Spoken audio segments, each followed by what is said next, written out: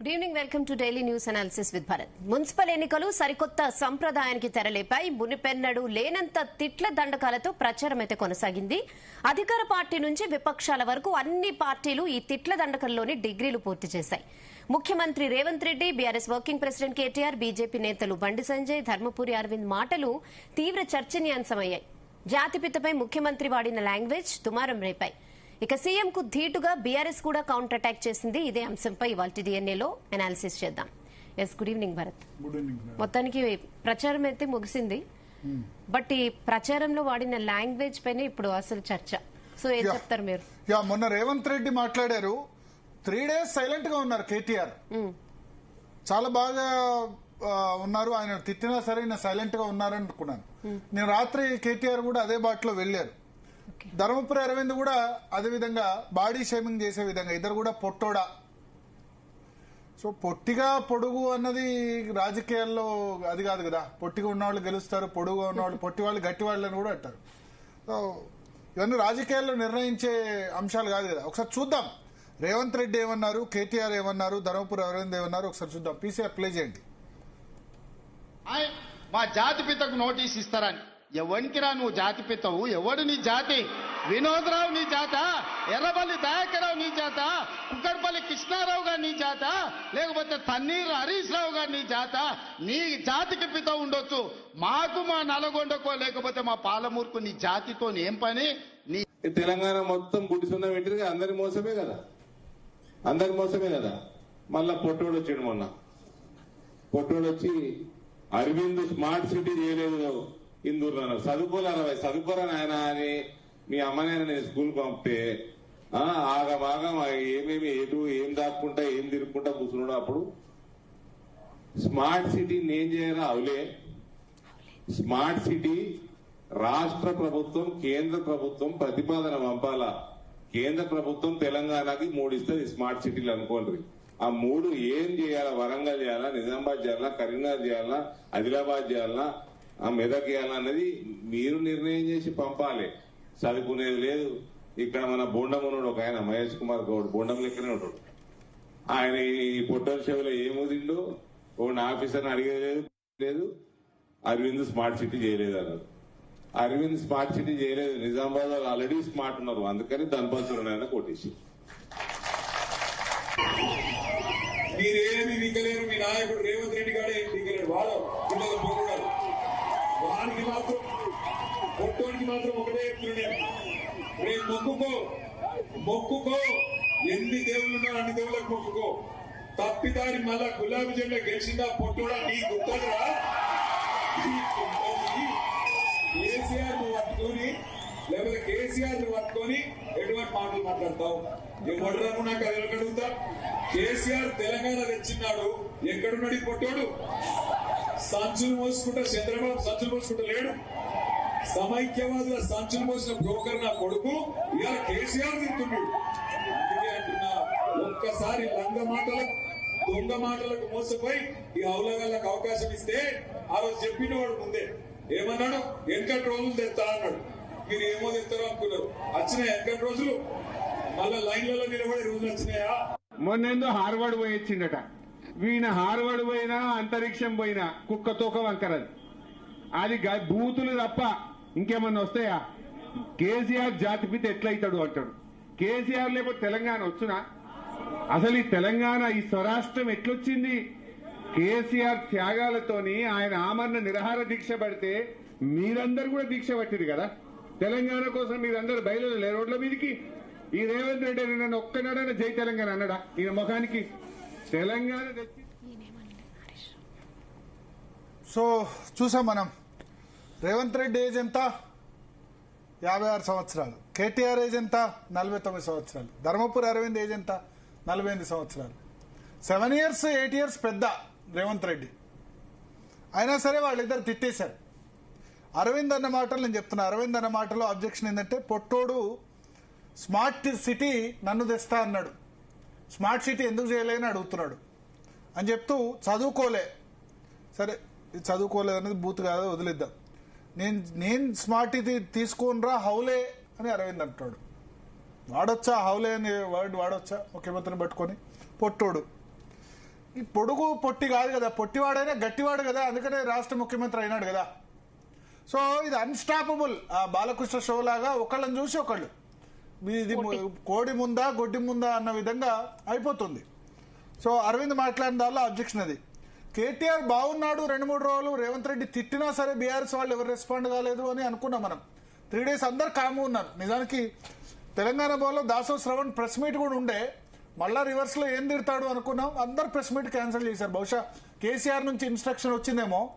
ఇక నిన్న రాత్రి ఆగబట్టలేక ప్రచారంలో కేటీఆర్ కూడా తిట్టేశాడు. ఏమన్నాడు ఆయన అన్నదానిలో, పొట్టోడా రేవంత్ గాడు నీకుందిరా, మేము అయితే తప్పిపోయి అధికారంలోకి వస్తే నీకుందిరా, అంటే అధికారంలోకి వస్తే నీ సంగతి చెప్తాం రా అన్నాడు, గాడు అన్నాడు. తర్వాత కేసీఆర్ ఏమంటాడు, బ్రోకర్ నా కొడుక, చంద్రబాబు దగ్గర సంచులు మోస్తాడు, ఈ మాట చాలాసార్లు అన్నాడు. సో ఎక్కడికి పోతున్నాం?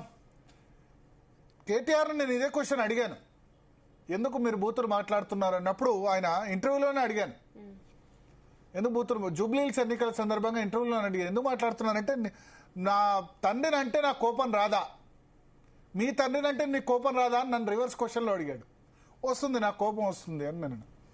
సో మీ తండ్రిని అంటే నీ కోపం వచ్చినప్పుడు మా తండ్రిని అంటే నాకు కోపం రాదా అని చెప్పి ఆయన ఆన్సర్ ఇచ్చారు. సో దీనికి ఎండ్ కార్డ్ ఎట్లా? కేటీఆర్ అన్న మెచ్యూర్డ్గా వ్యవహరించాల్సి ఉండే. ఎస్, రేవంత్ రెడ్డి తిట్టింది అబ్సల్యూట్లీ రాంగ్.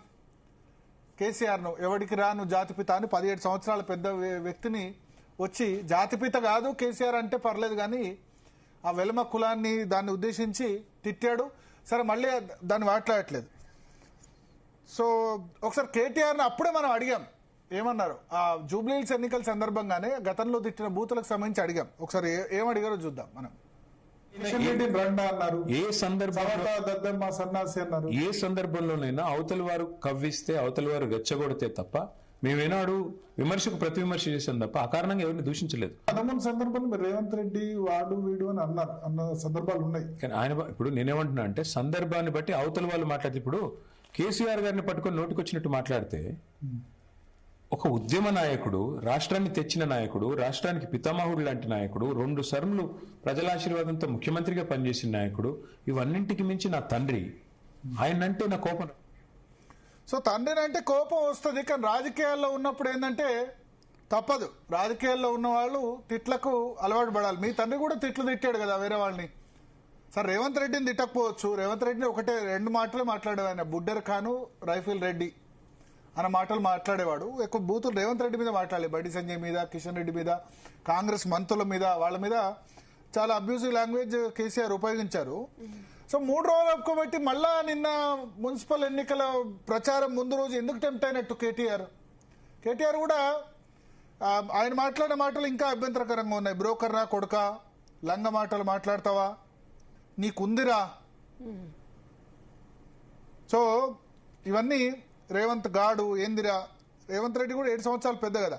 సో పెద్ద అంటే ఇక్కడ ఏజ్ లో పెద్ద ఒకటి చూడాలి. రెండోది, ఇక రేవంత్ రెడ్డి కేటీఆర్ ఒకళ్ళొకళ్ళు రా పో వాడు వీడు, ఈ బహుశా రేవంత్ రెడ్డి దగ్గరికి వాళ్ళ ప్రస్తావన తీసుకొచ్చినట్టున్నారు ప్రెస్ కాన్ఫరెన్స్ లో. ఇట్లా కేటీఆర్ మిమ్మల్ని అన్నాడు అంటే అదేవాడు గాంజా తాగేవాడు మాట్లాడితే నేను రెస్పాండ్ కావాలా అని అన్నాడు.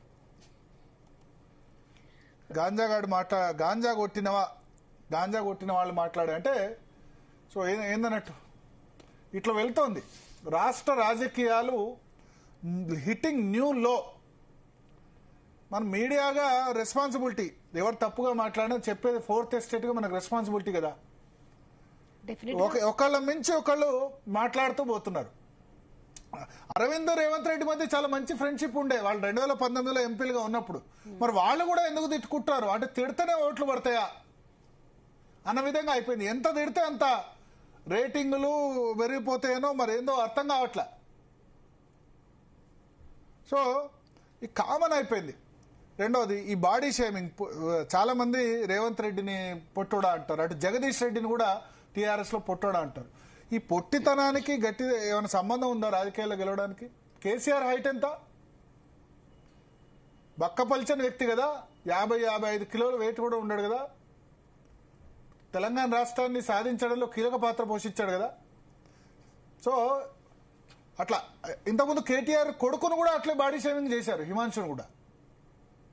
ఆ సందర్భం ఉంది. భద్రాద్రి రాముడికి ఇచ్చినప్పుడు, తలంబ్రాలు ఇచ్చినప్పుడు రేవంత్ రెడ్డి కూడా ఆ విధంగా మాట్లాడిన సందర్భం ఉంది. ఒకళ్ళిద్దరు తీర్మానమలన్న ఇంకా వేరే వాళ్ళు కూడా మాట్లాడిన సందర్భం ఉంది. బాడీ షేమింగ్ అన్నది అసలు మంచిది కాదు. రెండోది ఇక లుచ్చ, లఫంగా, నాకు ఆ తిట్లు కూడా రావట్లేదు, వచ్చు తిట్లు రావని కాదు, బట్ మీడియాలో ఉన్నాం కాబట్టి, ఒక దానిలో ఉన్నాం కాబట్టి ఫ్రెండ్స్ మధ్య మాట్లాడుకోవడం వేరు, పక్కన మాట్లాడుకునే వేరు, రాజకీయాల్లో మాట్లాడే పరిభాష వేరు. అంటే హద్దులు మీరుతోంది తెలంగాణ రాజకీయం. ఏంటంటే హద్దులు మీరే విధంగా అవుతోంది. దీనికి ఏదో ఒక ఫుల్ స్టాప్ పడాలి. సరే, రేవంత్ రెడ్డి మాట్లాడినా 2 రోజులు కామ్గా ఉన్నారు టీఆర్ఎస్ క్యాడర్ అనుకుంటే కేటీఆర్ మాట్లాడేశాడు. ఇప్పుడు కేటీఆర్ మాట్లాడంగానే మళ్ళా ఇక కాంగ్రెస్ లీడర్లు అందరూ రంగంలో దిగారు. నేను చూసే పొద్దున బల్మూరు, వెంకటు, ఇంకా వేరే వేరే లీడర్లు, ఇక నేను చెప్పాను కానీ చాలా మంది లీడర్లు మళ్ళా కేటీఆర్ తిడతారు. మీ నాయకుడు తిట్టినప్పుడు ఏం చేశారు కాంగ్రెస్ లీడర్లు? బీఆర్ఎస్ వాళ్ళంతా మౌనం పాటించారు కదా. అప్పుడు కేసీఆర్ ఎవరికి రా నువ్వు జాతిపిత అన్నప్పుడు బీఆర్ఎస్ వాళ్ళ నుంచి పెద్దగా రాలేదు ప్రతిఘటన. జగదీష్ రెడ్డి ఒక్కడేదో మాట్లాడినట్టున్నాడు, అది కూడా మర్చిపోండి ఆ జాతిపిత వివాదాన్ని అని అన్నాడు. మిగతా వాళ్ళని మాట్లాడకుండా కంట్రోల్ చేశారు. సో ఇప్పుడు రేవంత్ రెడ్డి కూడా కంట్రోల్ చేయాలి, ఇంకా దాన్ని స్టాప్ చేయాల్సిన అవసరం ఉంది. కేటీఆర్ 3 రోజులు ఉండి ఎందుకు మాట్లాడారో అర్థం కాలేదు. ఆవేశం ఆగలేదు. నాతో ఇంటర్వ్యూలో చెప్పినట్టు తండ్రిని అంటే నేను ఊరుకుంటానా, ఒక దశలో ఆయన అన్నారు తండ్రిని అంటే నేను ఎడమకాలు చెప్పుతో కొడతా, నా తండ్రి వయసు ఉన్న వ్యక్తిని పట్టుకొని అట్లా అంటారా అని చెప్పి ఆయన అన్న పరిస్థితి. ఇక ధర్మపురి అరవింద్ అయితే కూడా గతంలో కూడా ఈ విధంగా లాంగ్వేజ్ యూజ్ చేశారు, మళ్ళా కూడా ఇవాళ యూజ్ చేస్తారు. అల్టిమేట్గా ఇది నేతలకి ఎట్లా చెప్తే ప్రజలు ఏమంటారు, ప్రజలు చెప్పాలి, ఏదో ఒక సమాధానం చెప్పాలి నేతలందరూ కూడా. ఇట్లా పాలిటిక్స్లో మన తెలంగాణ, ఆంధ్రప్రదేశ్ ఈ 2 రాష్ట్రాల్లోనే ఈ సంస్కృతి ఉంది. మీరు చూడండి, మోడీ, రాహుల్ గాంధీ ఇట్లా తిట్టుకుంటారా? బూతులు తిట్టుకుంటారా? తిట్టుకోరు కదా. బూతులు రా, గీ, మోడీ జీ అనే అంటారు కదా. సో చాలా దారుణమైన పరిస్థితి. మాట్లాడదాం. మనతో పాటు వి ప్రకాష్ గారు జాయిన్ అవుతున్నారు, అడ్వకేట్ శరత్ గారు జాయిన్ అవుతున్నారు, అదేవిధంగా ఎర్రన్ రెడ్డి, తిరుపతి రెడ్డి గారు, ఎన్ఆర్ఐ. ముందుగా వి ప్రకాష్ గారు. నమస్తే భరత్ గారు. సో ఏమంటారు? కేటీఆర్ చేసిన వ్యాఖ్యలు, అంతకుముందు రేవంత్ రెడ్డి చేసిన వ్యాఖ్యలు మీరే అన్నారు కదా, అన్స్టాపబుల్ అని మీరే అంటున్నారు. ఆ స్టేజ్కి వెళ్ళిపోయినాయి. ఎందుకంటే ఫస్ట్ ముఖ్యమంత్రి గారి దగ్గరనే ఇది ఆగాలే. ఇందాక మహాప్రస్థానంలో ఒక ఫ్యూనరల్కి వెళ్ళాను. అక్కడ జస్టిస్ సుదర్శన్ రెడ్డి గారు కలిశారు.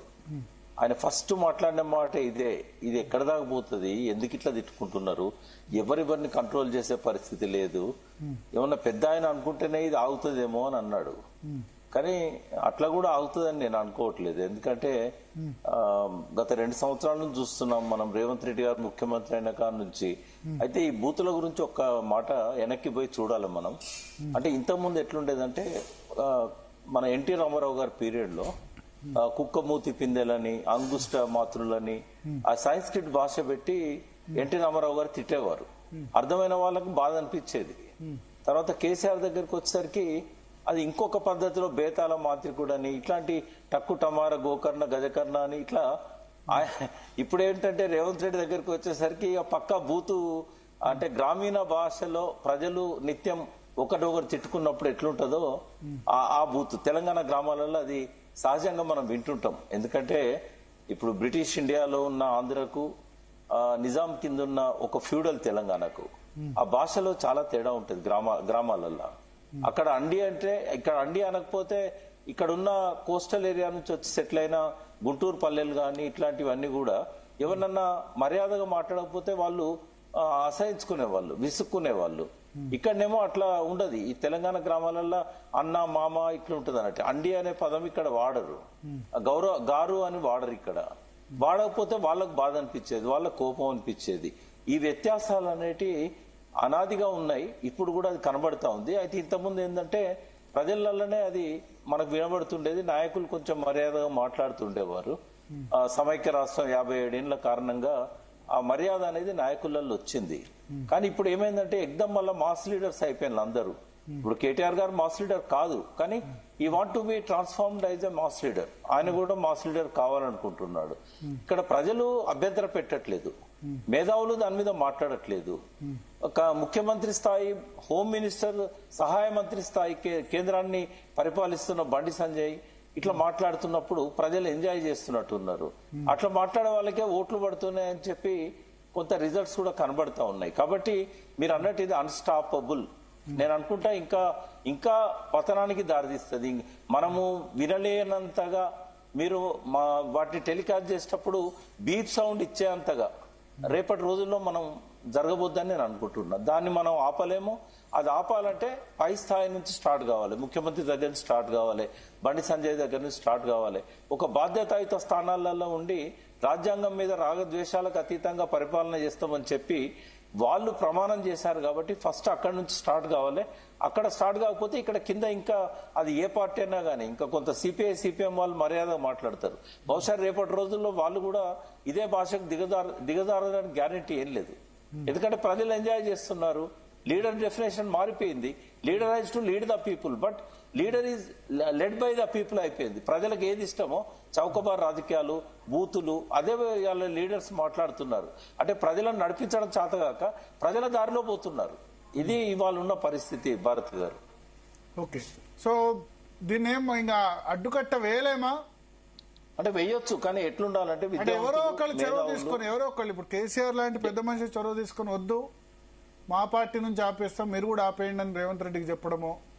అంటే అది సాధ్యమైతే అనుకుంటే ఆయన మాట్లాడతాడు. సాధ్యమవుతుందా? అది అవుతుంది, ఎందుకు కాదు? అందరు కలిసి జెంటిల్మెన్ అగ్రిమెంట్ కుదిరిస్తే ఎందుకు కాదు? అంటే మనందరం కలిసి ఒక అగ్రిమెంట్ కు రావాలి. ఫస్ట్ ఎవరైతే మీడియాలో ఇట్లాంటి మనం ఆపాలి అనుకున్నప్పుడు అది టెలికాస్ట్ చేయకూడదు. లైవ్ లో వచ్చిన తర్వాత టెలికాస్ట్ ఏముంది? లైవ్ లో వచ్చిన తర్వాత టెలికాస్ట్ ఏముంది? ఇవాళ లైవ్ లో మనం ఒకటి, రెండోది మనం కాకపోతే సోషల్ మీడియా టెలికాస్ట్ చేస్తారు. పబ్లిక్ ఇవాళ ఈజీగా ఎవరి పార్టీకి వాళ్ళకి మీడియా ఉంది. అంటే ఇది కొంచెం అన్స్టాపబుల్ లాగానే కనబడుతుంది. ఒక ప్రయత్నం చేయొచ్చు. ఏంటంటే ఇప్పుడు జస్టిస్ సుదర్శన్ రెడ్డి లాంటి వాళ్ళు, మంచి ఉన్నతమైన స్థానాల్లో రిటైర్ అయిన పెద్దలు, ప్రొఫెసర్స్, మాజీ వైస్ ఛాన్సలర్స్, మనలాంటి వాళ్ళము, విశ్లేషకులు అందరం కలిసి మనము ఈ పద్ధతి మంచిది కాదు అని ఒక అప్పీల్ చేయడం వల్ల ఏమైనా వెంకయ్యనాయుడు అప్పీల్ చేస్తేనే దానికి ఏం ప్రతిఫలం లేకుండా పోయింది. ముఖ్యమంత్రి గారిని రవీంద్ర భారతి స్టేజ్ మీద నిలబెట్టి ఆయన మాట్లాడిన తర్వాత నేను ఈ రోజు నుంచి నేను మాట్లాడను అని చెప్పి మాటించి కూడా ఆయన నిలబెట్టుకోలేదు. నిన్న వెంకయ్యనాయుడు గారి ప్రెస్ మీట్ చూశాను. ఎక్కడో ప్రెస్ లో మాట్లాడుతూ ఈ బూతులు మాట్లాడే నాయకులకు ఓట్లు వేయకండి అని చెప్పాడు డైరెక్ట్ ఆయన. అంటే ఆయన ఒక ఎఫర్ట్ పెడుతున్నాడు. బట్ మన దగ్గర నుంచి కూడా అటువంటి ఎఫర్ట్ స్టార్ట్ కావాలి. ఎట్లయిపోయింది భారత్ గారు, మాట్లాడుతూ నిన్న నేను కూడా ఒక సోషల్ మీడియాలో ఈయన ఎవడికి రా జాతిపిత అంటే నాకు ఒళ్ళు మండి ఈ లుచ్చగాల మాటలు పట్టించుకోమని నేను కూడా నోరు జారిన పరిస్థితి ఉన్నది. అంటే ఆవేశం కోపం అనేది ఆ ఉచ్చ స్థాయికి వెళ్ళిపోతా ఉన్నది. ఇట్లాంటి మాటలు ఒకసారి బయటలోకి వెళ్ళిపోయాక మళ్ళీ వెనక్కి తీసుకోలేము మనం. అంటే కొంచెం దీనికి ఒక ప్రయత్నమే చేయాలి. మీరు ప్రతిసారి కూడా ఇటువంటి విషయాలు వచ్చినప్పుడల్లా మీరు మాట్లాడుతున్నారు, సంతోషం. మీలాగా అందరం కూడా కొంత దాని మీద ఒక కలిసికట్టుగా ఒక ఎఫర్ట్ పెడితే కొంతనన్నా తగ్గుద్దేమో అని అనిపిస్తా ఉంది. కేటీఆర్ మీద కంప్లైంట్ చేస్తున్నారట రేవంత్ రెడ్డి, తర్వాత కాంగ్రెస్ నేతలు. భూపాలపల్లిలో జిల్లా కాంగ్రెస్ అధ్యక్షుడు భట్టు కరుణాకర్ ఫిర్యాదు చేశారట. భూపాలపల్లి పట్టణంలోనే ఈ మాటలు మాట్లాడారు కదా. వ్యక్తిగత దూషణలకు పాల్పడ్డాడంటూ ఆరోపణ. అంటే ప్రచారంలో భాగంగా ఎన్నికల నియమాలు ఉల్లంఘించి రాష్ట్ర ముఖ్యమంత్రి రేవంత్ రెడ్డిపై వ్యక్తిగత దూషణలకు పాల్పడ్డాడంటూ ఆరోపణ. రేవంత్ రెడ్డి సుభాషితాలు మాట్లాడుతున్నాడు, ఆయన మీద వీళ్ళు కంప్లైంట్ చేస్తారు. అల్టిమేట్ సమాజం ఏమనుకుంటది అని చెప్పి అన్నాడు ఇందాక ప్రెస్ మీట్ లో. మరి ఇంతకాలం ఆయన మాట్లాడుతున్న వాటి గురించి సమాజం ఏమనుకుంటది? ఇప్పుడు హరీష్ రావు గారిని ఆయన బాడీ షేమింగ్ చేయలేదా? పొడుగోడు అని చెప్పి ఎన్నిసార్లు అన్నాడు? ఇట్లాంటివన్నీ ఎంత ఎక్కువ పొడుగు ఉంటే అన్ని ఎక్కువ ఓట్లు పడతాయనట్ట, అంత మొనగాడనట్ట అర్థం. అట్లా ఎందుకు ఉంటది? ఇప్పుడు మీరే అన్నారు 55 కిలోలు లేని బక్కపల్సిన వ్యక్తి ఉప్పు గుండెతో తెలంగాణ తీసుకొచ్చిండు కదా. అంతే కదా. నేను అనేది ఏంటంటే ఇవి శరీరాలను, మనస్సును, ప్రజల్లో ఉన్న ఆ ఫాలోయింగ్ ను ఒకదాని మనం ఆ రకంగా ముడిపెట్టకూడదు. ఏదైనా కూడా ఇది మంచిది కాదు, సమాజానికి ఆపాల్సిందే. ఎక్కడో ఒక బ్రేక్ పడాలి. ఎలక్షన్ కమిషన్ ఒకవేళ ఫిర్యాదు మీద స్పందించి ఎన్నికలప్పుడన్నా ఇట్లాంటిది కట్టడి చేస్తే మిగతా టైంలో ఏదో ఒక పద్ధతిలో ఆపడానికి ప్రయత్నం చేయొచ్చు. ఓకే, శరత్ గారు సార్, సో ఏమంటారు? మా స్టూడెంట్ డేస్ లో sir, when we were students of arts college, మాకు అంటే ఇంగ్లీష్ షేక్స్పియర్ అండ్ డ్రామాస్ లో సాలిలోక్విస్ అండ్ ఎసైడ్స్ అని ఉండేది. సాలిలోక్విస్ అంటే తనలో తను గునుక్కోవడం, కానీ బయటికి అంటే అది ప్రేక్షకులకు అర్థమయ్యేలాగా. ఎసైడ్స్ అంటే పక్కకు పోయి సనగడము అనేది ఒకటి ఉండేది సార్. ఇది ఒక డ్రామాటిక్ ఇదన్నమాట, device to make the readers and viewers understand the thing అనేది. అయితే దాంట్లో కూడా ఒక గౌరవప్రదమైనటువంటి భాష మాట్లాడేది. ఇక్కడ మనం నిష్పక్షపాతంగా కనుక ఆలోచిస్తే, ఒక్కసారి అంటే రాజకీయ క్షేత్రాన్ని ఏ పార్టీకి కొమ్ము గాయకుండా, ఎవరికో సింపథైజర్లుగా ఉండకుండా నిష్పక్షపాతంగా కనుక మనం ఆలోచించే పక్షంలో కూడా ఎలక్షనీరింగ్ ఆఫ్టర్ ఎలక్షనీరింగ్ అంటే ఎన్నికల సందడిలో, ఎన్నికల సభలలో మాట్లాడుతున్నప్పుడు కొంత భాషలో కొంత మార్పు వస్తుంది. జనాలను చూస్తే ఆవేశభరితమవుతారు, రకరకాలుగా మాట్లాడుతుంటారు అనేటువంటి వ్యవహారం ఒకటి వాడుకలో మనం చూస్తుంటాం. తర్వాత ఎన్నికలు అయిన తర్వాత ప్రశాంతమైన వాతావరణంలో ఉన్నప్పుడు కూడా మాట్లాడే భాషలో ఏ మార్పు లేకుంటే ఆ వ్యక్తి యొక్క స్థాయే గంత అని మనం భావించాల్సి ఉంటుంది సార్. ఇప్పుడు దీని రెండు పార్శ్వాలలో కనుక గమనిస్తే, నిన్న మొన్నటి వరకు ఎన్నికల సంరంభంలో అందరూ ఒకరినొకరు తిట్టుకున్నారు. ఒక రకంగా అంటే ఒక ఉపమానం అంటూ చెప్పాలంటే, ఒక రెండు గుంపుల కుక్కలు ఒకదానికి ఒకటి ఎదురుపడితే ఎట్లయితే విచక్షణ లేకుండా, వయసు తారతమ్యం లేకుండా ఒకదాని మీద ఒకటి మొరుక్కుంటే అట్లా మొరుక్కున్నారు. అంటే ఉపమానంగా చెప్పాలంటే ఆ రకంగా చెప్పొచ్చు. ఇప్పుడు ఎన్నికలు అయిపోయినాయి. ఎన్నికలు అయిపోయిన తర్వాత ఈ రోజు ప్రెస్ కాన్ఫరెన్స్ లో మన గౌరవ ముఖ్యమంత్రి గారు మాట్లాడినప్పుడు మళ్ళా బండి సంజయ్ను, తర్వాత అరవింద్ను అరగుండోడు, గుండోడు అని చాలా నీచాతి నీచమైన భాష మాట్లాడారు. మనం దీని కనుక ఫ్రెండ్లీగానే ఉంటారు, మరి ఉంటారు సార్. సంజయ్, అరవింద్, రేవంత్ రెడ్డి ముగ్గురు మంచిగా దోస్తానే ఉంటారు. ప్రజల ముందు మాత్రం తిట్టుకుంటారు. ఇప్పుడు కొద్దిమంది కక్షతో తిట్టుకుంటే, మంచిగా ఉండే ఫ్రెండ్స్ కూడా మేము మా మధ్య గుడ్ టర్మ్స్ ఏం లేవు, మంచి టర్మ్స్ ఏం లేవు అని చెప్పుకున్నందుకు తిట్టుకుంటున్నారు. ఇదేందో అర్థం కావట్లే. ఒకళ్ళొకళ్ళు తిట్టుకుంటే జనం నమ్ముతారేమో, వీళ్ళు నిజంగానే వీళ్ళ మధ్య కక్ష కార్పణ్యాలు ఉన్నాయో, వీళ్ళకి అసలు పడదేమో అని అనుకుంటారు. నాకు తెలిసి అరవింద్, బండి సంజయ్, రేవంత్ రెడ్డి మధ్య చాలా గుడ్ టర్మ్స్ ఉన్నాయి, ఇర్రెస్పెక్టివ్ ఆఫ్ పొలిటికల్ పార్టీస్. ఉండాలి కూడా రాజకీయాల్లో, అట్లా ఉండాలి కూడా. రాజకీయాలే, వ్యక్తిగత స్నేహాలే. వ్యక్తిగత స్నేహితులు కూడా తిట్టుకునే పరిస్థితి ఎందుకు వచ్చిందో సార్. ఇప్పుడు విషయం ఏంటంటే, ఇక్కడ యాక్చువల్లీ మీరు ఈ వీళ్ళ భాషను, ఈ వీళ్ళ వ్యక్తుల యొక్క అంటే వాళ్ళ బ్యాక్గ్రౌండ్ కనుక మనం గమనిస్తే, జనరల్ గా అగ్రకులాలకు చెందిన వాళ్లే ఈ రకమైనటువంటి నీచమైన భాష మాట్లాడుతున్నారు. వాళ్ళని చూసి కొంత బీసీలు కూడా అదే వైపు వస్తున్నారు. ఇది అగ్రకుల దురహంకారము. తర్వాత ఆర్థికంగా బాగా పరిపుష్టి ఉండండి. డబ్బుల కులాలే ఉన్నాయి, తిట్లలో కులాలే. చెప్తాను, మీరు ఒక్కసారి దయచేసి నాకు, మీరు నన్ను ప్రశ్న అడిగారు, ప్లీజ్ అలౌ మీ టు. తిట్లో కులాలే ఉంటాయి కానీ చెప్తా వినండి దయచేసి. ఇప్పుడు ఎట్లుంటుందంటే, ఇది జనరల్ గా మన ఫ్యూడల్ సొసైటీలో they feel it as a right. అంటే అగ్రకులాల వాళ్ళు, అంటే కొద్దిగా బలహీన వర్గాల వాళ్ళని, ఎస్సీలని ఒక తిట్టుతో సంబోధించడం అనేది అలవాటు. ఇప్పుడు రాజయ్య అనే ఒక పేరు ఉంటది అనుకోండి, నవాబ్ ఖాందాల్లో ఉన్న రాజీగాడు అనేవాడు, మల్లయ్యను మల్లిగాడు అనేవాడు. అంటే ఈ రకంగా అట్లా వాళ్ళ పేర్లను కూడా చిన్నగా చేసి, నీచంగా చేసి మాట్లాడేది అనేది కుల దురహంకారానికే ఒక సంకేతం అనేది నా భావన సార్.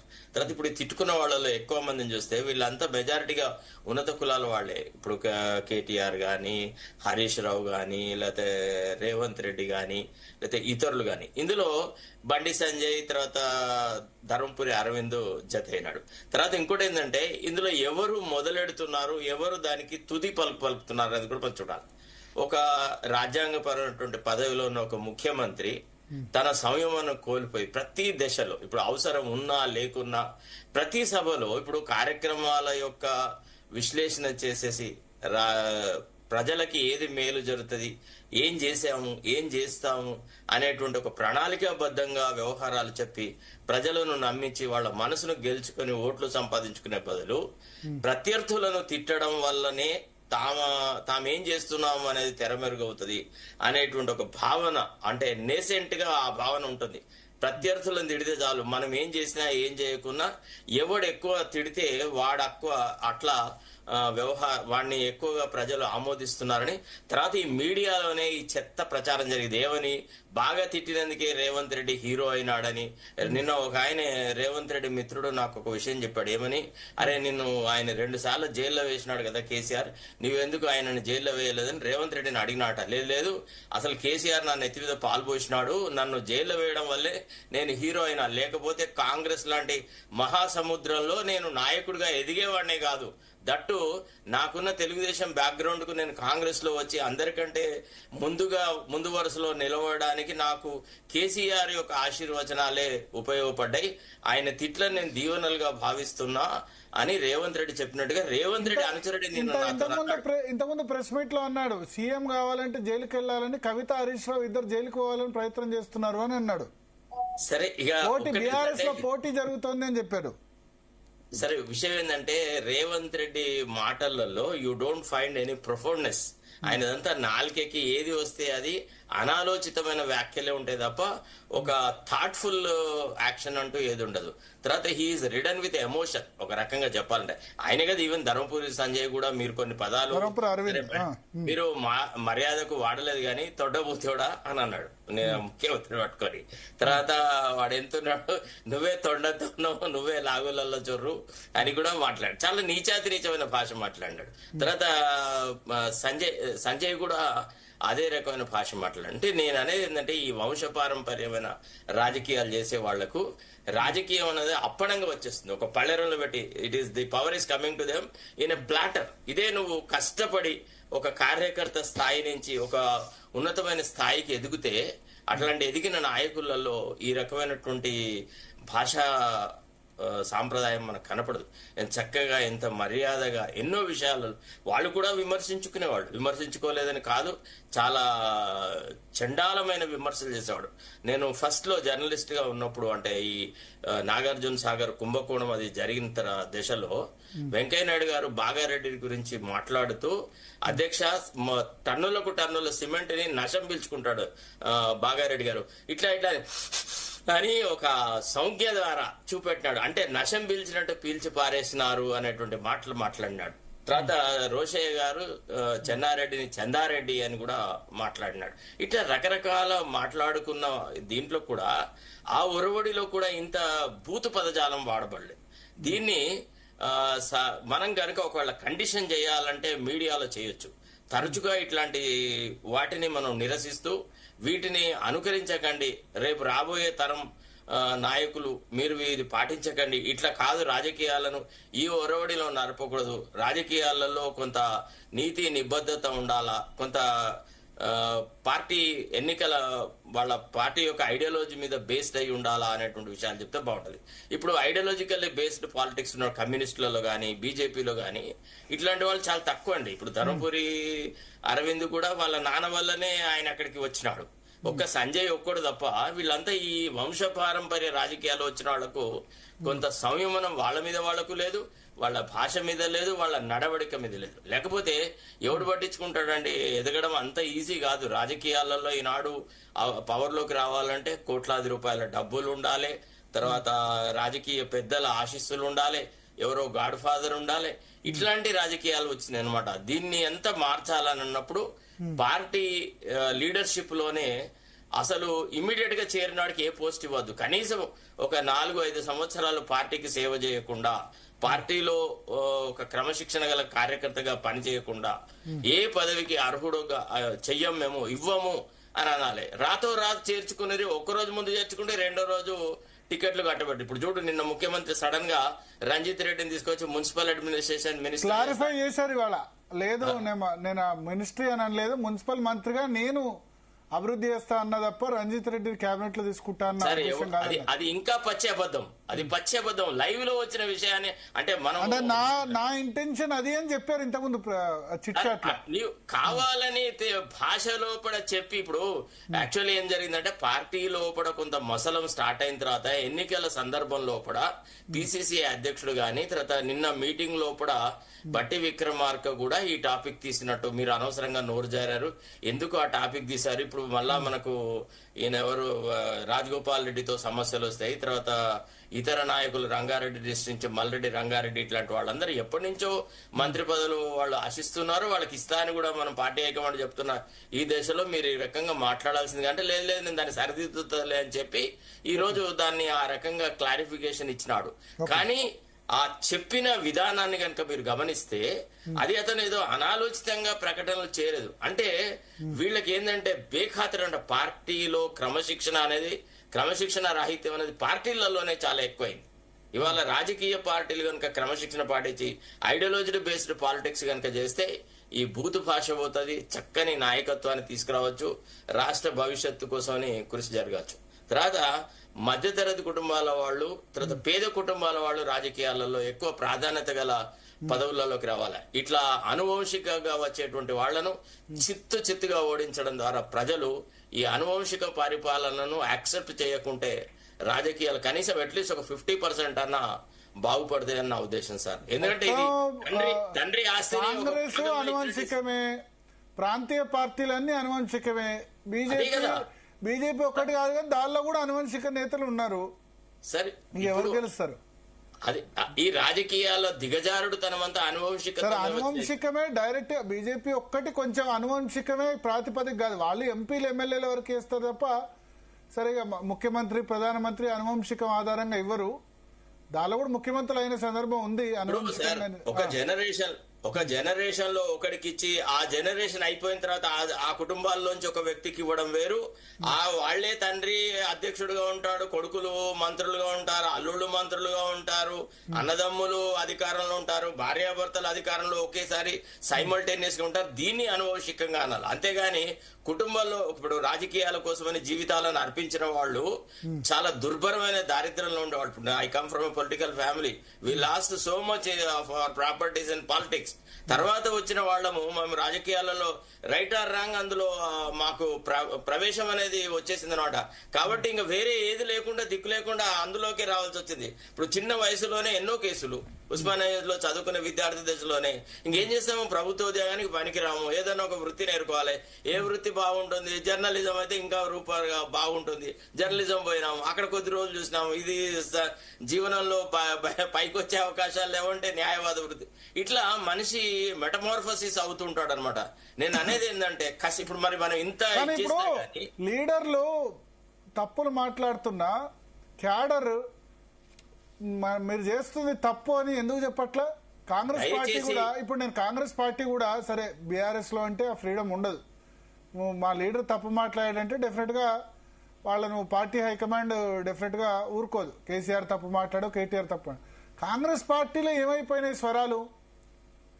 బట్టి విక్రమార్కనో లేకపోతే ఉత్తమ్ కుమార్ రెడ్డో అట్లా ఎందుకంటే వాళ్ళు అట్లా మాట్లాడే వాళ్ళు కాదు. బట్టి విక్రమార్క ఉత్తమ్ కుమార్ రెడ్డి ఎన్నడూ కూడా అబ్యూజివ్ లాంగ్వేజ్ యూజ్ చేయలేదు.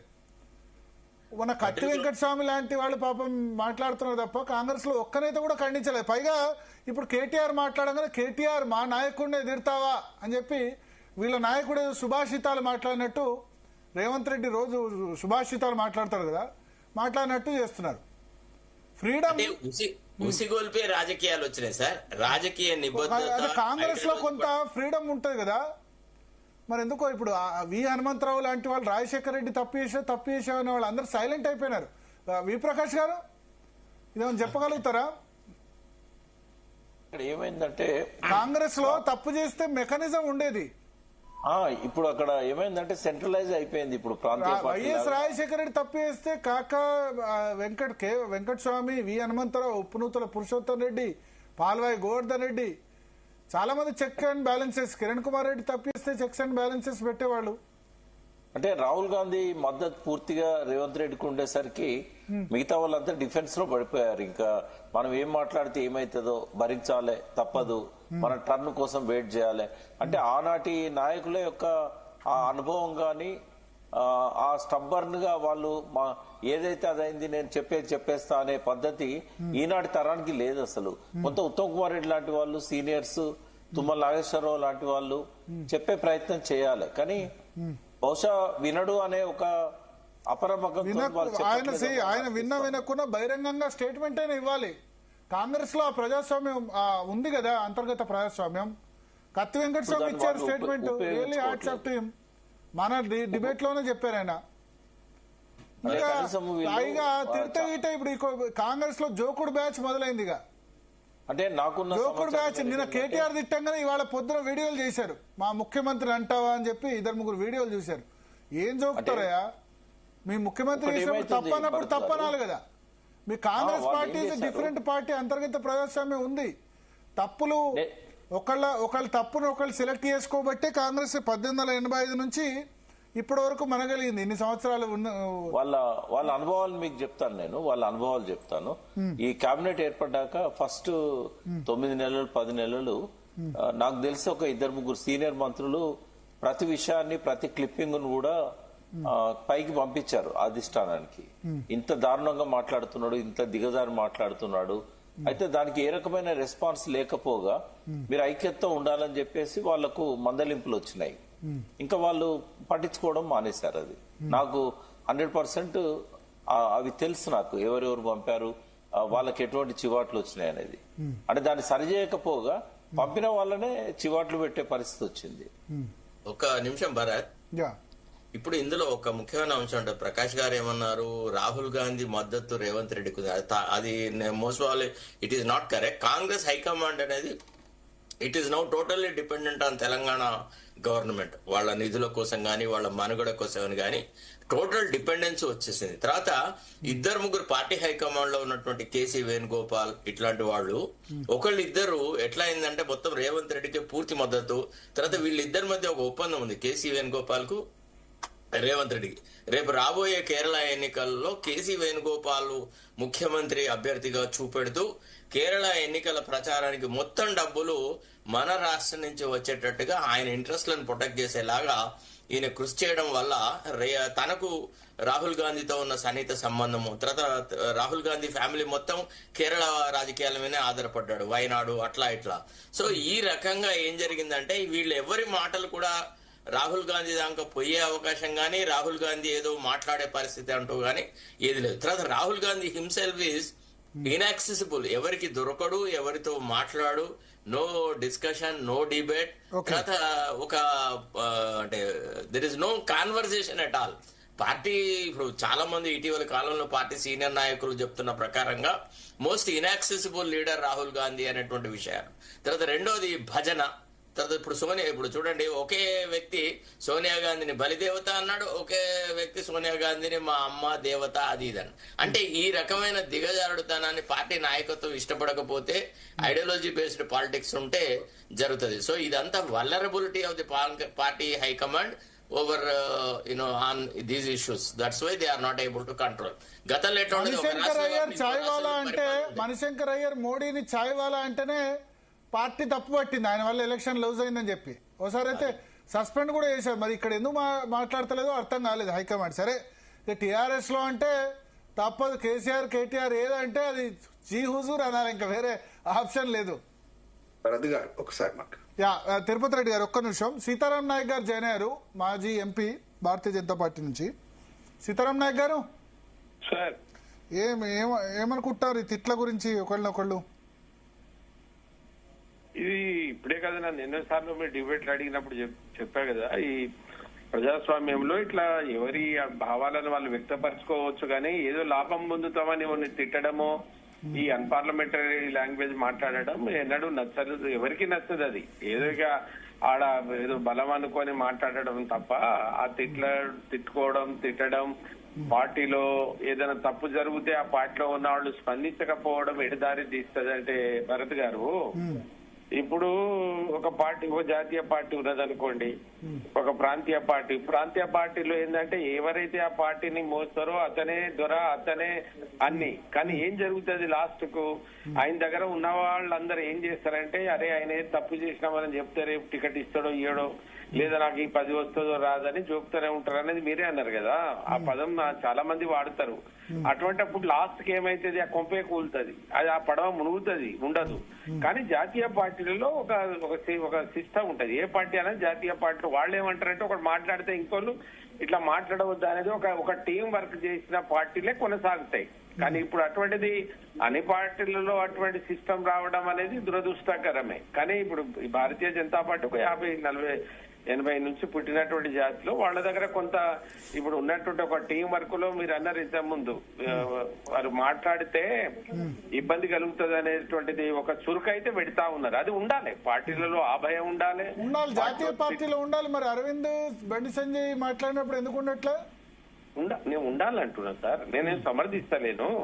కానీ పార్టీలను వాళ్ళు అరవింద్ గాని బండి సంజయ్ గాని పార్టీలో అంత వేరే రకంగా మాట్లాడతలేరు కదా. పార్టీని గాని మోడీ గారిని గాని అటువంటిది ఏం దూషించుకోవడం లేదు కదా. పార్టీ బాగుపడాలంటే ఈ ప్రాంతంలో ఇంకేమైనా మంచిగా చేసుకుంటే బాగుంటది, మనలో మనం వద్దనుకునేది అంటారు తప్ప ఇంకెక్కడ విమర్శించలేదు కదండి. బహుశా అరవింద్ గారు మాట్లాడిన తిరుపతి రెడ్డి గారు జాయిన్ అవుతున్నారు.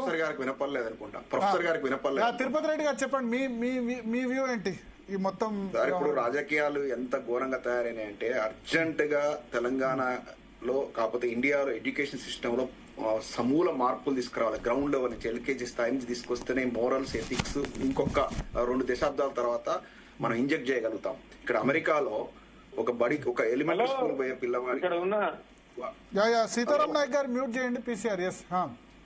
ఇప్పుడు అమెరికాలో ఎడ్యుకేషన్ సిస్టమ్ ఎట్లుంటదంటే ఒక ఎలిమెంటరీ స్కూల్ పిల్లవాడి దగ్గర పోయి వాళ్ళ నాన్న బాగా అప్పుల పాలై ఉన్నాడు అనుకోండి, అరే పలానా తిరుపతి రెడ్డి అంకులు వస్తే నేను ఇంట్లో లేని చెప్పరా అంటే ఆ పిల్లవాడు ఖచ్చితంగా చెప్పాడు, why do I need to lie dad, I don't want to lie. నువ్వు ఇంట్లోనే ఉన్నావు కదా, ఇంట్లో ఉండి అబద్ధం ఎందుకు చెప్పమంటున్నావు అంకుల్ కు ఉండడనే చెప్తాడు. అంటే అంత మోరల్స్, ఎథిక్స్ అంత బ్రహ్మాండంగా ఉంటాయి ఇక్కడ సిస్టమ్ అట్లా ఉంటది. మన దగ్గర ఏంటంటే అబద్ధం అనేది నరనరాన ఫస్ట్ అదే మాట కనుక ఇండియాలో ఆ పిల్లవాడు కనుక చెప్తే అప్పులవాడు వస్తే మీ నాన్న ఇంట్లో ఉన్నాడా అంటే ఇంట్లోనే ఉన్నాడని చెప్తే వాడిని ఈప్ చింత పని చేస్తాడు, పిల్లోని తండ్రి తంతాడు, అరే ఎందుకు చెప్పినవరా, నిజం ఎందుకు చెప్పినవరా అని అంటాడు. అటువంటి దౌర్భాగ్యమైన పరిస్థితిలో ఉన్నాం. ఈనాడు రాజకీయాల్లో కూడా ఎట్లా తయారైందంటే మనం కేటీఆర్ గారు ఎందుకు ఈ రోజు అట్లా మాట్లాడుతున్నారు, అదే ప్రభుత్వం ఉన్నప్పుడు ఎందుకు మాట్లాడలేదు, ప్రతిపక్షంలోకి వచ్చిన తర్వాత ఎందుకు అట్లా ఎవాల్వ్ అయ్యాడు, అదే రేవంత్ రెడ్డి గారు బిఫోర్ ఓట్ ఫర్ నోట్ ఎట్లుండే ఆఫ్టర్ ఓట్ ఫర్ నోట్ ఎందుకు ఇంత అగ్రెసివ్ గా ఇంత ఉద్రేకపూరితంగా ఎందుకు మాట్లాడుతున్నాడంటే రేవంత్ రెడ్డి గారు అది చూసిర్రు, ఆ ఎంజాయ్ చేయడం చూసిర్రు. ఎందుకంటే మాతో అన్న మాటలే అవి, నేను ఓట్ ఫర్ నోట్ తర్వాత నేను కేసీఆర్ కి సమబుజ్జిగా ఎవాల్వ్ అయినా అన్న మాటలే.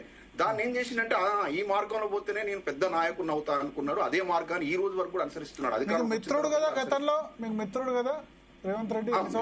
చెప్తున్నా, రేవంత్ రెడ్డి గారు మామూలు మాటలు మాట్లాడలేదండి. తను ఇప్పుడు అధికారంలోకి వచ్చిన తర్వాత, అధికారం రాకముందు కూడా వ్యక్తిత్వ హననం గురించి వాళ్ళ కోమటిరెడ్డి గారు మొన్న వచ్చేసి ప్రెస్ మీట్లు పెట్టి ఏడిచారు, నన్ను ఇట్లా నాకు ఆపాదిస్తారా నాకిదా అని చెప్పి.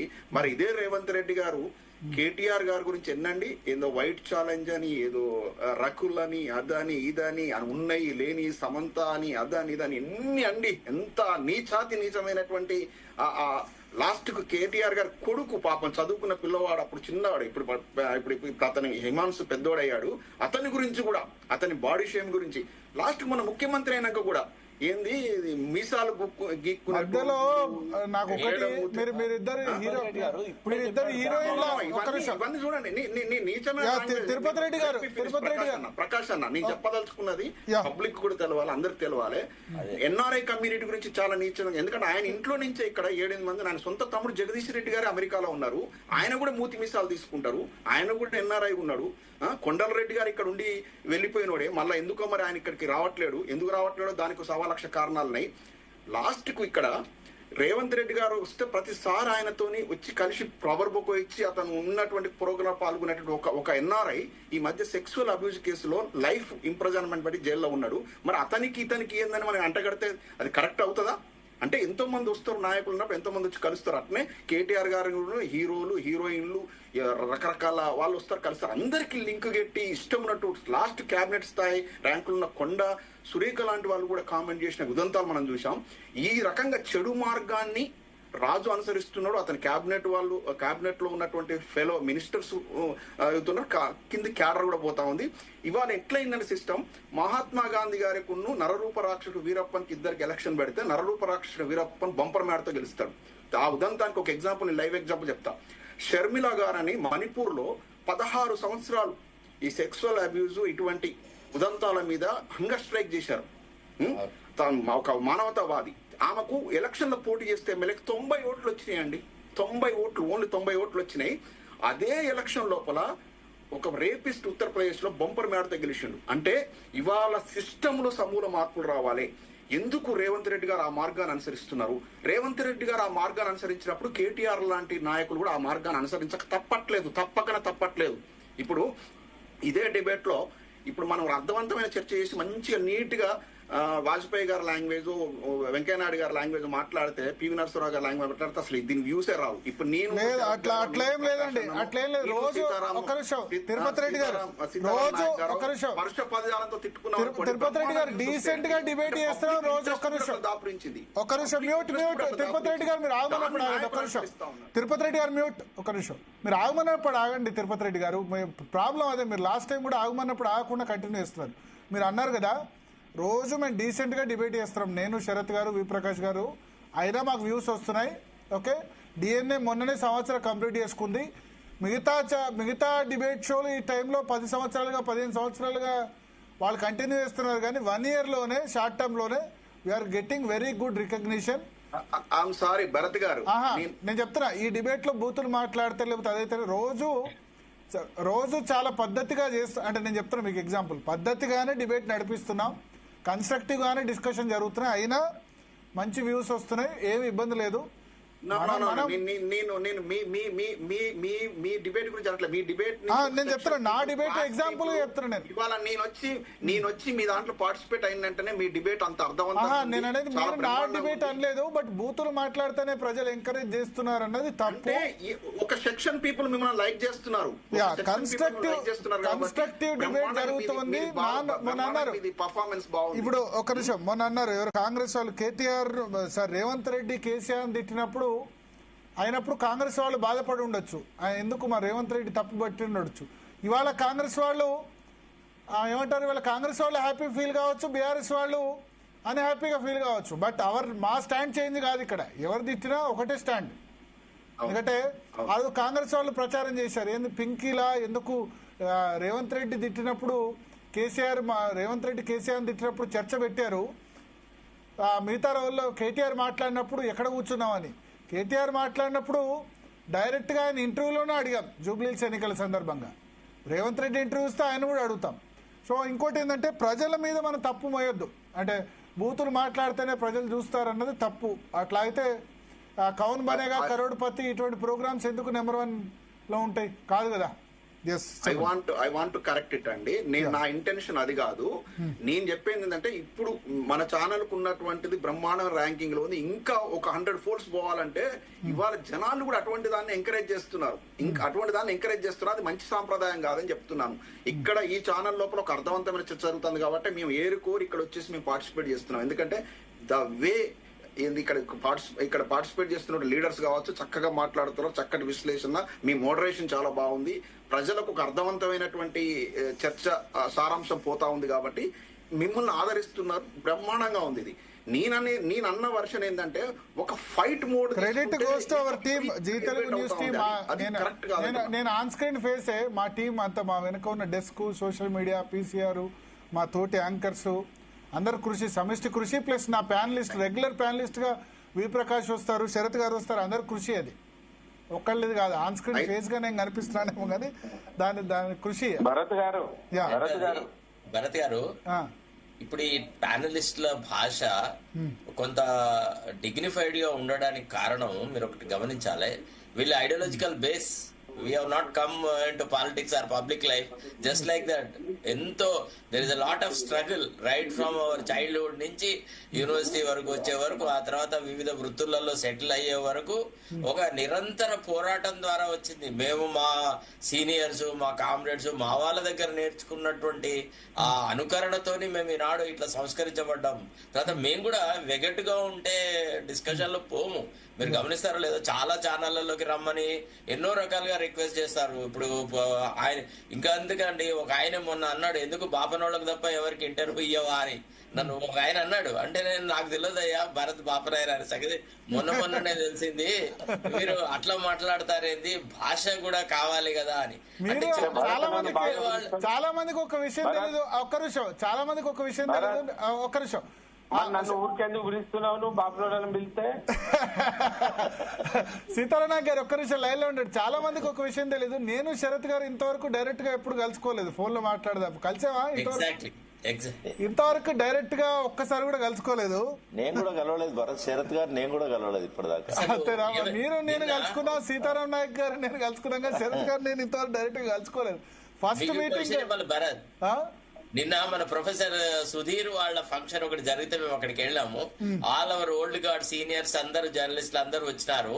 అక్కడ ఇదే టాపిక్ డిస్కషన్ వచ్చింది. వస్తే మన శ్రీనివాస్ రెడ్డి అని తెలంగాణ టుడే అతను అదే అంటా ఉండే, శరత్ అట్లా ఏం లేదు శరత్, నిబద్ధతను ఇప్పుడు ప్రజలు ఇష్టపడుతున్నారు, ఈ బూతు భాషను ప్రజలు అసహించుకున్నారు, విధి లేక యాక్సెప్ట్ చేస్తున్నారు.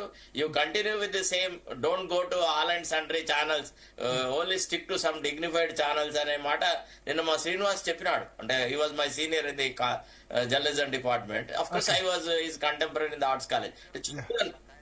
ఒకసారి సీతారాం నాయక్ గారు ఒపీనియన్ తీసుకో. సీతారాం నాయక్ గారు, సీతారాం నాయక్ గారు, సీతారాం నాయక్ గారు ఫోన్ కట్ అయిందా? సీతారాం నాయక్ గారు ఫోన్ కట్ అయింది. ఫోన్ కట్ కాలేదు, నేను లైన్ లోనే ఉన్నా. సీతారాం నాయక్ గారు, ఎట్లా దీన్ని ఇప్పుడు టీవీ ఛానల్స్ తప్ప, లేకపోతే టెలికాస్ట్ చేస్తున్న వాళ్ళు తప్ప, లేకపోతే మాట్లాడుతున్న వాళ్ళు తప్ప, ఎంకరేజ్ చేస్తున్న ప్రజలు తప్ప, ఇప్పుడు మీలాంటి వాళ్ళు ప్రొఫెసర్లు రాజకీయాల్లోకి వచ్చారు. సో ఈ రాజకీయాల్లో కొంత చదువుకున్న వాళ్ళు వస్తే, లేకపోతే ప్రొఫెషనల్స్ వస్తే ఏదైనా తగ్గే అవకాశం ఉందా? దీన్ని ప్రజలు ఎంకరేజ్ చేస్తే ఈ బూతులు ఇవన్నీ తగ్గే అవకాశం ఉంటుందా? రానిస్తారా భయ్? రానిస్తారా? ఒక తప్పదు. అరే మీరు నన్ను ప్రశ్న అడిగిరు, ఒక్క నిమిషం. నేను ఒక గిరిజన బిడ్డను. ఈ దేశంలో మొదటి పిహెచ్డి చేసిన నా కమ్యూనిటీ నుంచి 10 అవార్డులు ఉన్నాయి. ఈ రాత్రి నువ్వు ఏ నెగటివ్ బ్లడ్ అయినా నేను ఇస్తా. ఏం చేసి నన్ను పండబెట్టి కోసిందా పార్టీ లేదా? ఎవరు రానిస్తారండి? చదువుకొని చక్కగా మాట్లాడిస్తే వాళ్ళను ఈ ప్రజాస్వామ్యంలో ప్రజలు ఆస్వాదించి డబ్బు తీసుకోకుండా ఓటేసినన్ని రోజులు ఏది కాదు సార్. ఏమైతుందంటే మనం ఎప్పుడు భాష మాట్లాడినాం, తెలంగాణ రావాలన్నప్పుడు కొంత మన భాష విధానంలో మార్పు వచ్చింది. ఒకసారి రాష్ట్రం వచ్చినప్పుడు దాన్ని మార్చుకుంటున్నారా ముఖ్యమంత్రులు? ఏం భాష అది? ఎవరే నువ్వు ఈ రాష్ట్రంలో గెలిచి ఒక ముఖ్యమంత్రి అయినటువంటి వాళ్ళు, ప్రతిపక్షంలో ఉండేటువంటి వాళ్ళు మీరే చండాలమైన భాష మాట్లాడినాక ఈ ప్రజాస్వామ్యంలో దానికి అర్థమే ఉంది. ఏం శిక్ష ఇస్తావు వాళ్లకు?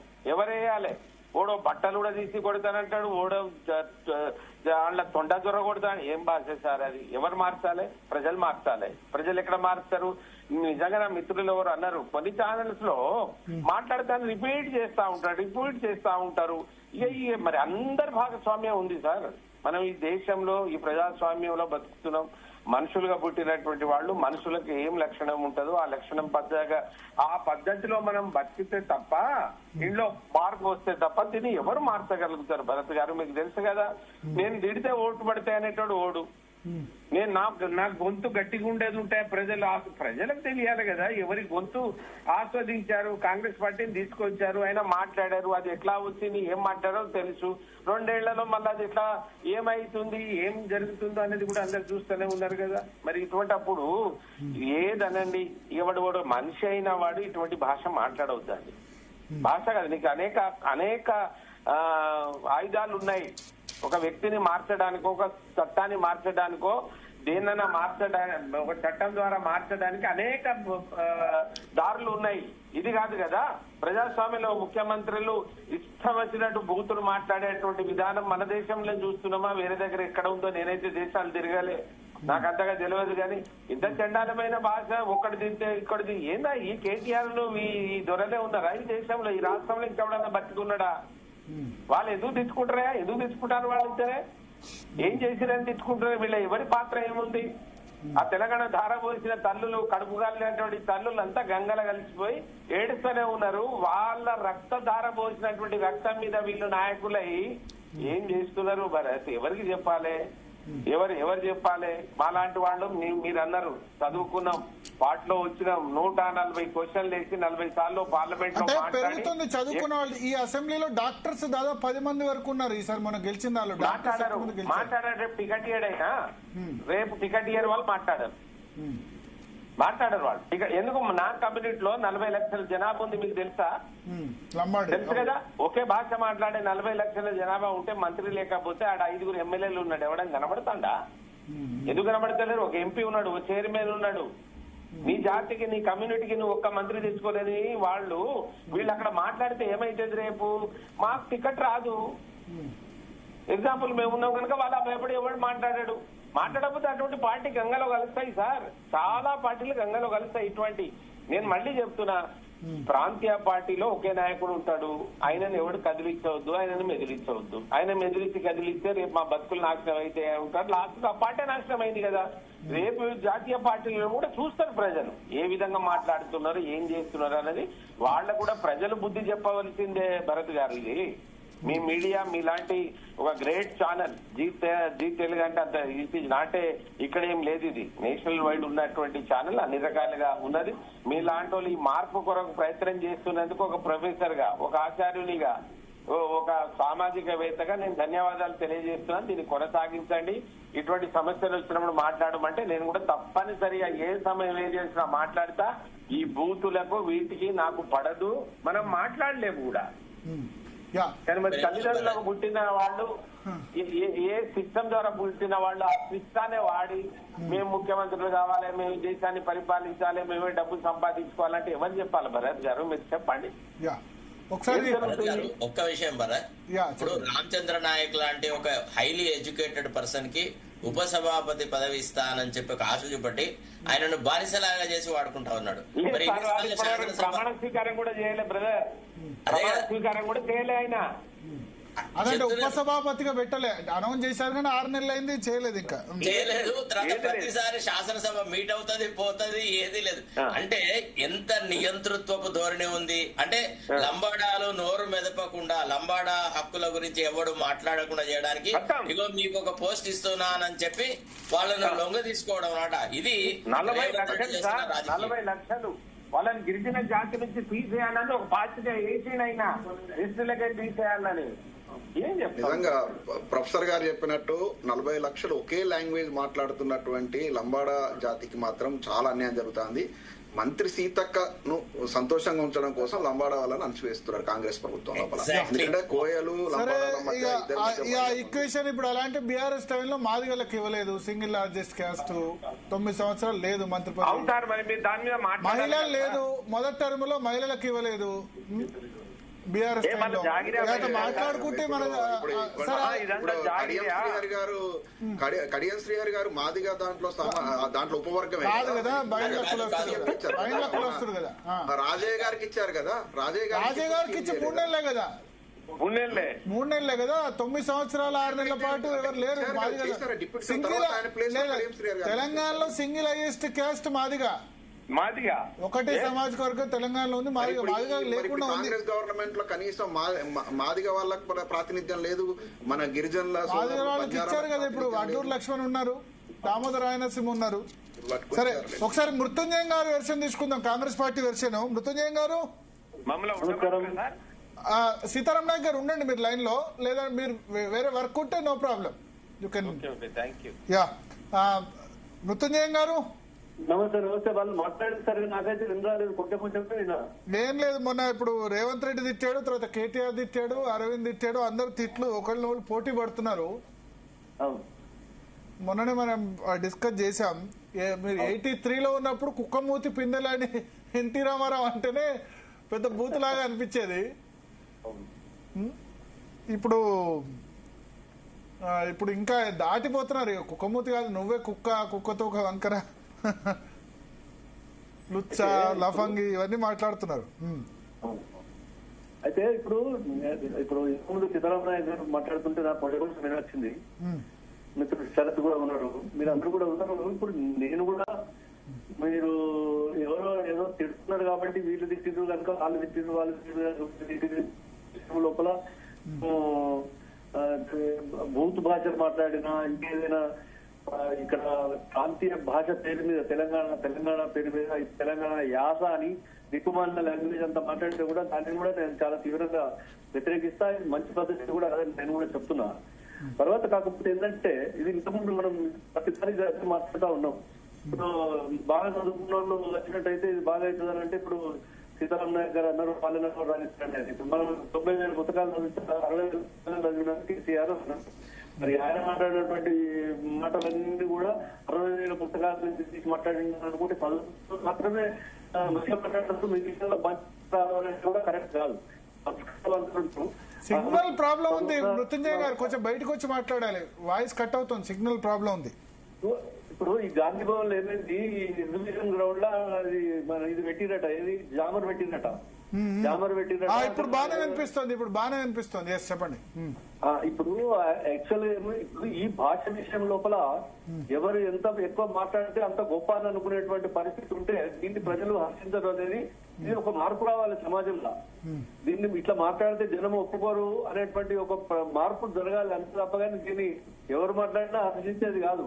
గత 10 సంవత్సరాల కాలంలో వాడిన మాట వాడకుండా చెప్పిన మాట చెప్పకుండా భూత భాగాలన్నీ వాడినటువంటి పార్టీ వాళ్ళు ఇవాళ ఇవి మేము వినలేకపోతున్నాము, రేవంత్ రెడ్డి ఇట్లా మాట్లాడుతున్నాము. ఒక్క రేవంత్ రెడ్డిని గురించి ఆయన మాటలు మాట్లాడేటువంటి మాటల గురించి విమర్శించుడు తప్ప లేకపోతే ఇంకొక కార్యక్రమం ఇంకొక ఎజెండానే లేకపోతే ఎట్లనండి నాకు అర్థం కాదు.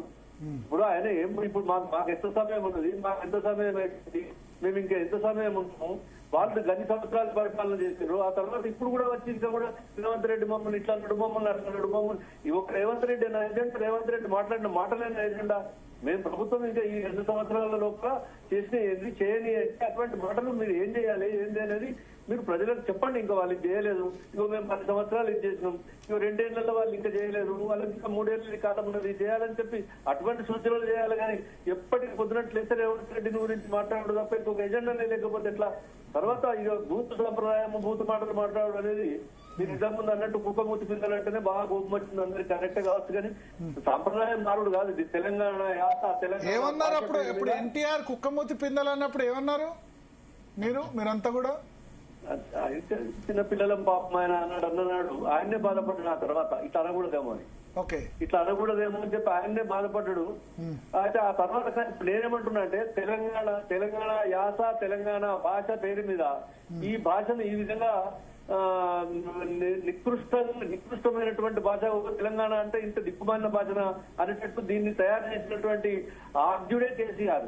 ఆ తర్వాతనే వీళ్ళంతా మొదలైంది తప్ప ఇప్పుడు ఎవరు మాట్లాడినా కూడా మరి ఒక ఆయన మాట్లాడితే పోటీలు బట్టి మాట్లాడారు. సరే, ఇప్పుడు కేసీఆర్ ఉద్యమ సమయంలో మాట్లాడాడు, బట్ సీఎం అయిన తర్వాత ఆ ఫ్రీక్వెన్సీ తగ్గించాడు కదా.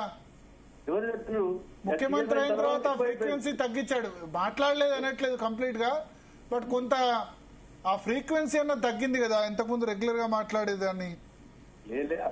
రెండోది ఏంటంటే అధికారంలో ఉంటే హర్షించారు కదా, ప్రతిపక్షంలో మాట్లాడితే ఓకే, బట్ అధికారంలో ఉన్న వాళ్ళు వర్క్ షుడ్ స్పీక్, నాట్ ఇది బూతులు కాదు. నేనేమంటున్నా, ఇప్పుడు అధికారంలో లేకున్నా ఒక వ్యక్తి ఆ వ్యక్తికి ఉన్నటువంటి యొక్క భాష అది అధికారంలో ఉంటే ఒక తీరు, అధికారం లేకుంటే ఒక తీరు ఉంటుంది అంటే దాన్ని అటు ఇటు మాట్లాడతారు.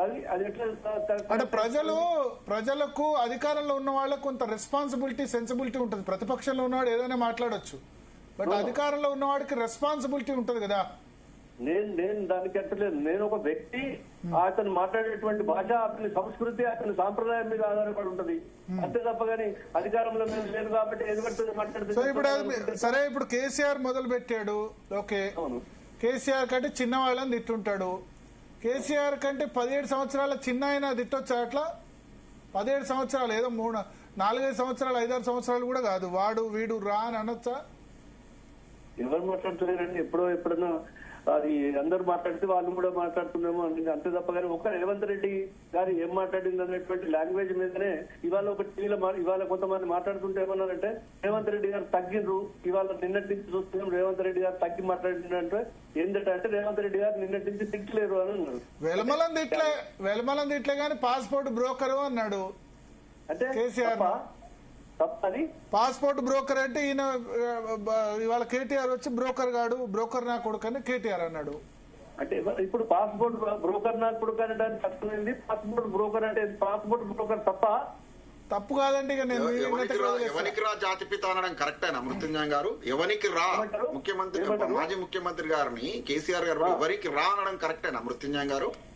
రాని అండి ఎవరినన్నా ఎవరు రానకూడదు ఎవరెవరిన అంతే. మరి దానికి ఆజ్యం పోసింది ముఖ్యమంత్రి గారు కదా, ఆజ్యం పోసింది మీ ముఖ్యమంత్రి గారు కదా, మన ముఖ్యమంత్రి గారు కదా. దీనికి ఆద్యుడే కేసీఆర్ గారు.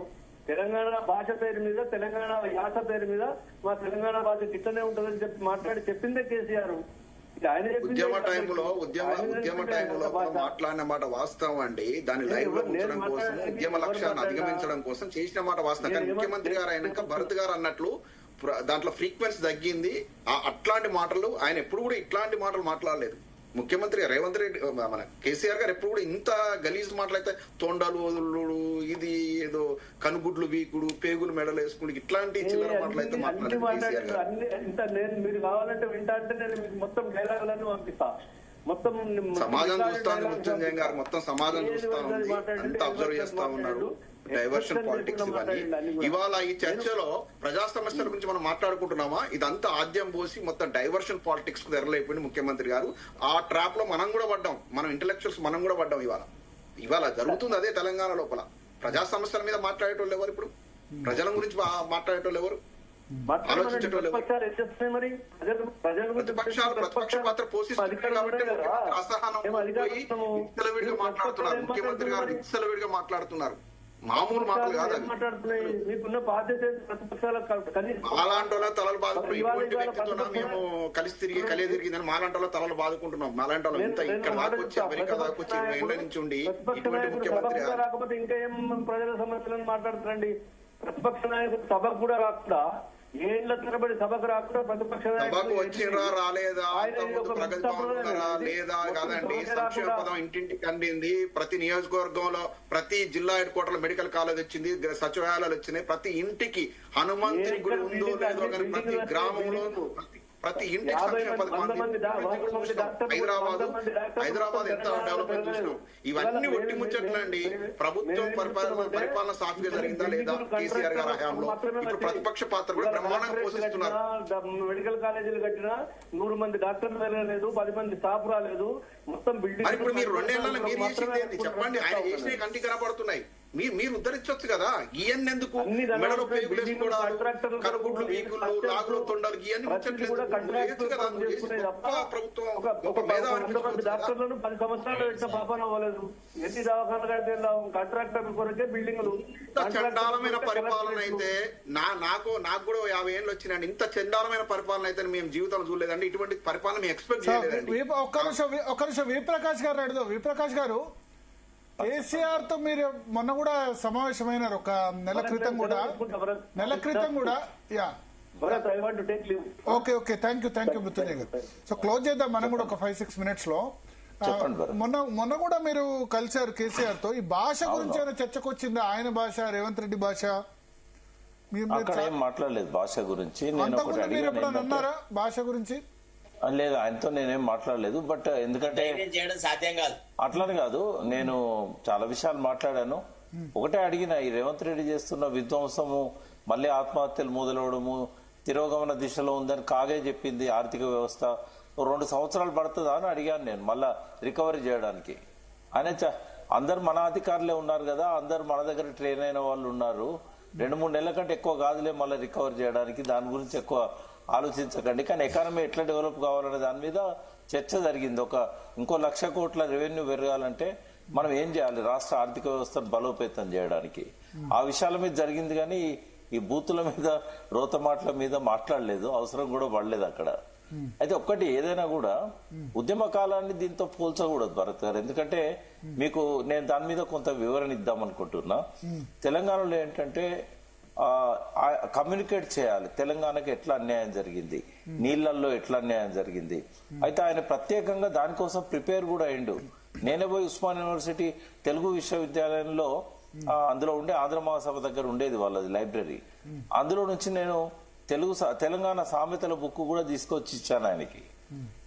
ఆ రకంగా ఏంటంటే ఆయన బాగా అధ్యయనం చేశాడు ఎట్లా మాట్లాడితే ప్రజలకు కనెక్ట్ అవుతుంది. ఆ సందర్భంగా ఆంధ్ర దోపిడీని వలసవాదాన్ని విమర్శించడానికి ఆయన కొంత అక్కడక్కడ పరుష పదాలు వాడిన మాట వాస్తవం. అయితే ఒక రోజు ఆ చర్చ వచ్చింది. అప్పుడు చర్చ వచ్చినప్పుడు మీరు ఇట్లా మాట్లాడడాన్ని కొంతమంది మేధావులు డైజెస్ట్ చేసుకోవడం లేదు, అంటే నాకు తెలుగు రాక మాట్లాడుతున్నా, నేను ఎంఏ తెలుగు కదా, నేను మంచి సంస్కృత భాష కూడా అద్భుతంగా మాట్లాడగలుగుతా, మంచి తెలుగు పదాలు మాట్లాడగలుగుతా, కావాలని నేను మాట్లాడాల్సి వస్తున్నది. ఎందుకంటే ఉద్యమంలో కొంత వేడి పుట్టాలి, ప్రజలకు అర్థమయ్యే భాషలో మాట్లాడాలి, మామూలు జనాన్ని కదా మన ఉద్యమంలోకి తీసుకురావాలి. రేవంత్ రెడ్డి కూడా అట్లే డిఫెండ్ చేయొచ్చు కదా నా కమ్యూనికేషన్. అంటే నేను అనేది ఏంటంటే ఇప్పుడు అవసరం లేదు రేవంత్ రెడ్డికి, ఏంటంటే బ్యాలెట్ బాక్స్ లో ఓట్లు పడతాయంటే ఆ రకంగా మాట్లాడతాడు. అంటే ప్రత్యేకంగా ఏంటంటే మీడియా అటెన్షన్ ని, ప్రజల అటెన్షన్ ని డైవర్ట్ చేయడానికి బాగా ఈ భాషను రేవంత్ రెడ్డి వాడుతున్నాడు. అని 2 సందర్భాల్లో వాడతాడు భరత్ గారు. ఒకటేమో మిగతా సందర్భాలు బాగానే ఉంటాడు, ఒకటి ఏదన్నా ఎన్నికలు జరిగేటప్పుడు మాట్లాడతాడు, అది ఏ ఎన్నికైనా కావచ్చు, ఉప ఎన్నిక కావచ్చు, ఇంకోటి కావచ్చు. రెండవది అసెంబ్లీ సమావేశాలు మొదలయ్యే ముందు మాట్లాడతాడు ఆ భాష. ఆయనకు ఒక ప్రత్యేకమైన పర్పస్ ఉన్నది. అదే కేసీఆర్ గారికి ఎట్లయితే ఉద్యమ కాలంలో కమ్యూనికేట్ చేయడానికి భాష అవసరమైందో, రెచ్చగొట్టడానికి భాష అవసరమైందో, రేవంత్ రెడ్డి కూడా ఏంటంటే కేసీఆర్ అసెంబ్లీకి రాకుండా ఆపడానికి, రెండవది ఏంటంటే ఈ ఎలక్షన్ల టైంలో మీడియా అటెన్షన్ తన ఫెయిల్యూర్స్ నుంచి డైవర్ట్ చేయడానికి, పబ్లిక్ అటెన్షన్ డైవర్ట్ చేయడానికి. ఇప్పుడు అంతా బూతుల మీద మాట్లాడుతున్నాము, బయట కూడా అట్లే మాట్లాడుతున్నారు. ఇష్యూస్ పోయినాయి అసలు. మీరు కొంత అప్పుడప్పుడు నిన్న ఎలక్షన్ సర్వే కావచ్చు, అంతకంటే ముందు మున్సిపాలిటీల పనితీరు గురించి కావచ్చు కొంత చెప్పారు. కానీ మెయిన్ స్ట్రీమ్ మీడియా అంతా కూడా వీటి మీదనే ఎక్కువ ఫోకస్ చేస్తున్నది. ప్రజలలో కూడా చర్చ దాని మీదకే పోతున్నది. ఎన్ని విషయాలు చెప్పినా కూడా ఎట్లా తిట్టిండు అనేదే చర్చనీయాంశంగా మారింది. వాళ్ళకి కావాల్సింది అదే. కాబట్టి ఎన్నికలు అయ్యేదాకా ఇది తప్పదు, మనం కూడా భరించాల్సి వస్తుందేమో. Okay okay okay so thank you Sharath గారు, విప్రకాష్ గారు, అదేవిధంగా తిరుపతి రెడ్డి గారు. సో మొత్తానికి అనుకున్నాం అంటే రేవంత్ రెడ్డి మున్సిపల్ ఎన్నికల ప్రచారంలో మాట్లాడిన భాష అన్ని పార్టీలకు కూడా అయిపోయింది. కేటీఆర్ కూడా 3 days కామున్నారు, తిట్టేశారు. ఆయన కూడా ధర్మపురి అరవింద్ కూడా తిట్టేశారు. ఆగాలి ఇకనైనా సరే. ఇప్పుడు మున్సిపల్ ఎలక్షన్స్ అయిపోయినాయి కానీ ఈ భాష మారాలి. మిగతా రాష్ట్రాల్లాగా మనం కూడా డీసెంట్ పాలిటిక్స్ చేసే రోజు ఖచ్చితంగా వస్తుంది. ఒక జెంటిల్మెన్ అగ్రిమెంట్ జరగాలి.